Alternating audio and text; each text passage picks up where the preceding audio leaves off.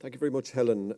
Ladies and gentlemen, I know from looking around the hall, and I've met some of you earlier, that you've travelled, many of you, from long distances, and the last thing you want at the very end of the day is another long speech, so I'm not going to do that. But I do want to cover a few issues, and in particular, I want to thank you for your engagement on the successor to Foodwise. I'd like to thank my own department officials for organising today's event, and I think it has been, hugely successful.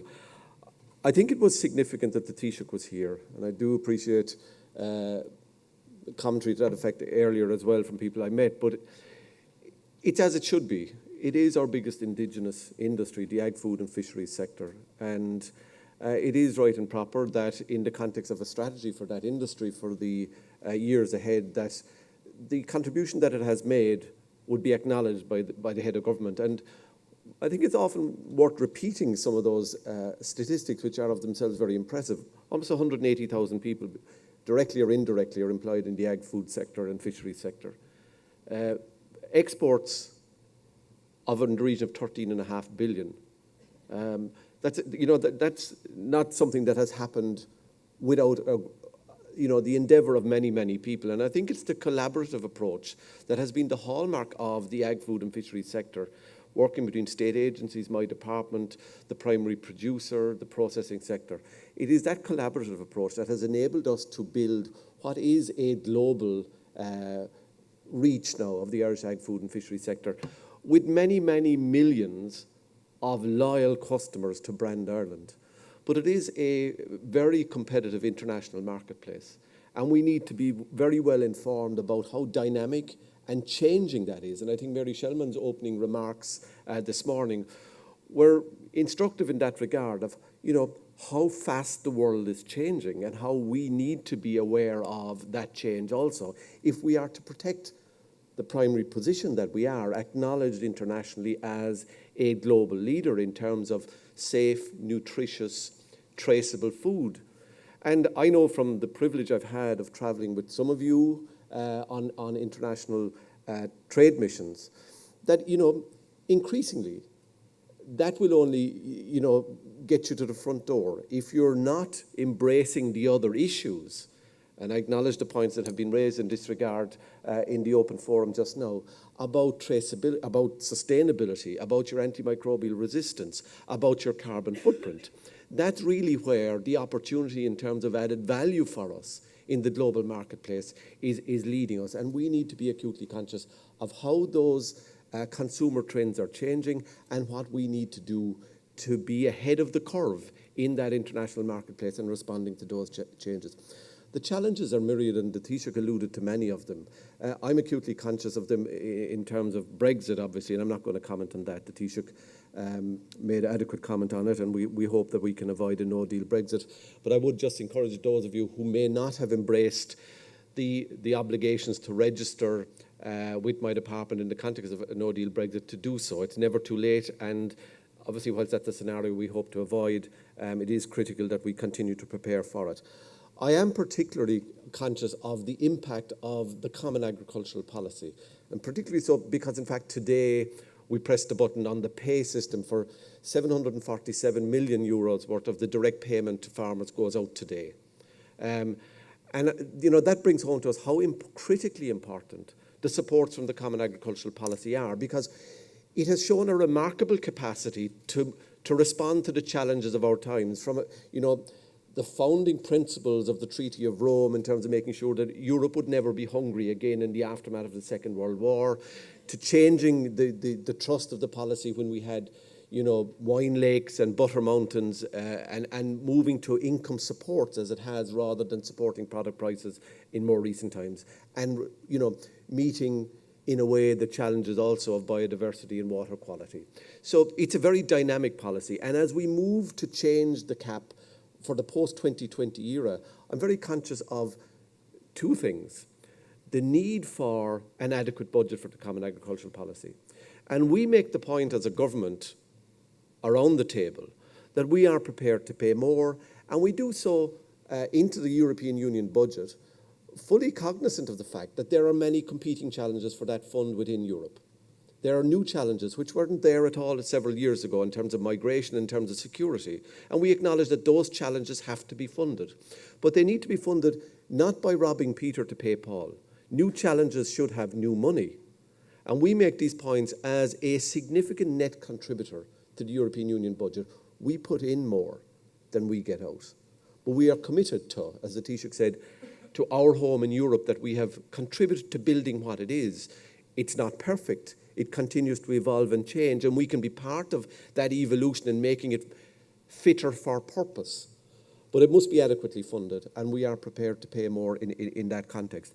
And in the context of an adequately funded CAP, then the critical and challenging issues around targeted supports for those who need it most are going to be indeed very challenging. And we are, in parallel to this debate, running the consultation process around the shape of the next CAP and how we might develop policies in both Pillar 1 and Pillar 2 that will enable us to target those scarce resources. And that's obviously, a challenging debate in itself. But it is, a significantly important one.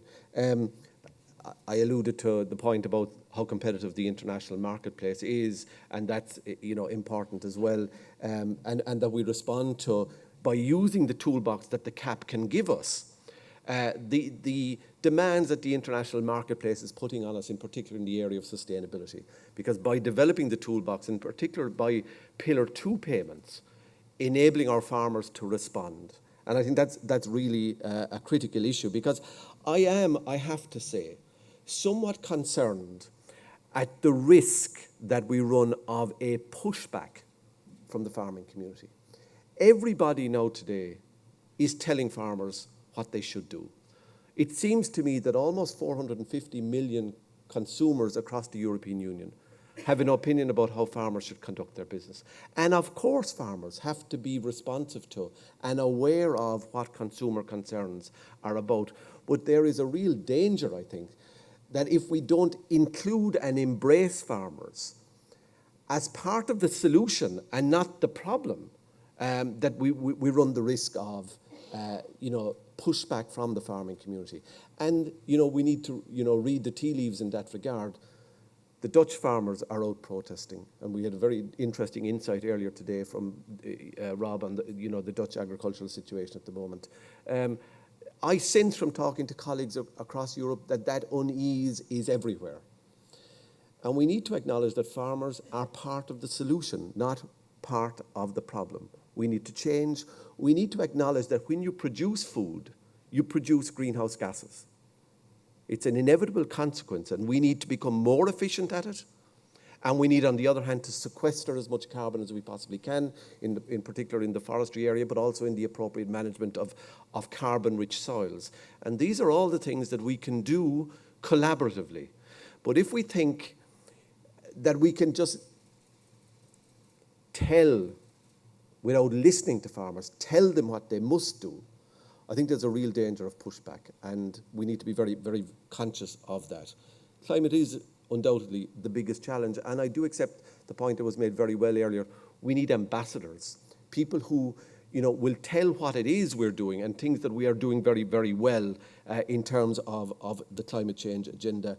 And that's not to say that we clearly do acknowledge that we need to do more. And I will be publishing very shortly a consultation document on the roadmap for the agriculture and fisheries sector in the context of climate change.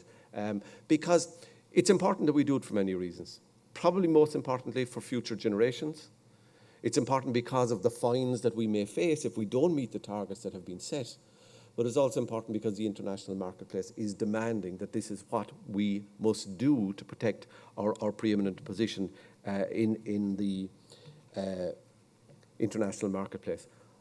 I think as we draft a new document, it's also important maybe to look back and say what were the things that we did well in the last food-wise strategy. And I think things that stand to mind, and I suppose these are because they happened on my watch, the effort that was made by many to have the PCF, the Prepared Consumer Food Centre, developed in Ashtown, the Meat Technology Centre, the market innovation process that Borbia led in terms of informing us about where we should concentrate our efforts in terms of new market opportunities.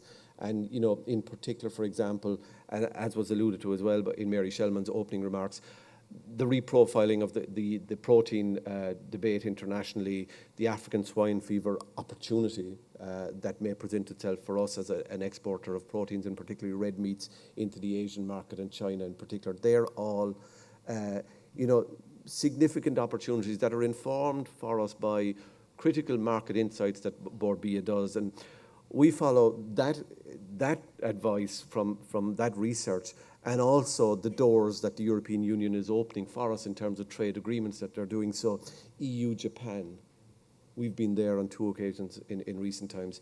EU-Mexico, the CETA agreement. They're opening up opportunities for our industry. But that is very, very competitive. And we are building reputations. And I'm very conscious of the collaborative endeavour and the long supply chains in all of these things. And in terms of the marketplace that we secure in all of these markets is only as good as the weakest link. So we need to make sure that every step of those chains is checked and rechecked and insulated on all occasions against the possible things that can go wrong in terms of our reputation.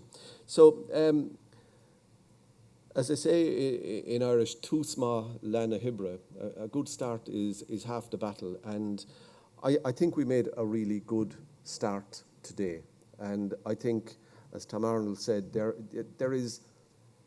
are challenges, but there are also enormous opportunities. And in that sense, I was delighted to see representatives from Alltech here, because I saw a quotation recently from the late Dr. Pierce Lyons, who said, and I quote, "Nobody has a monopoly on great ideas. Great ideas come from partnerships." And I go back to kind of one of the cross-cutting themes of the original Foodwise document, which was about human capital. It's a kind of, I think, a clumsy way of saying, we're in a people business. And the collaborative approach of all of us together is what has given us the reputation that we have. But it's hard won and could be quickly lost if we're not careful. And I think there are challenges, but there are enormous opportunities. And I think we will meet those enormous opportunities if we work collaboratively together. And we need to embrace what some might consider to be the contrarian voices. The challenges are new in many respects, and we need to embrace all of those challenges, which I think are equally the flip side of opportunity. And we can do that by harnessing the best of the abilities of the people here and the people that you represent. And I really want to thank you all for being here and for sharing your experiences. And I hope that we can pull together over the next, I would like to think, 6 to 8 months, the successor document. And we will be, obviously the consultation process is still open. We will be appointing the committee and the chair to drive this in the not too distant future, but it will be informed by, the stakeholders that have given so freely of their time here today, and for which we are truly grateful. Thank you very much.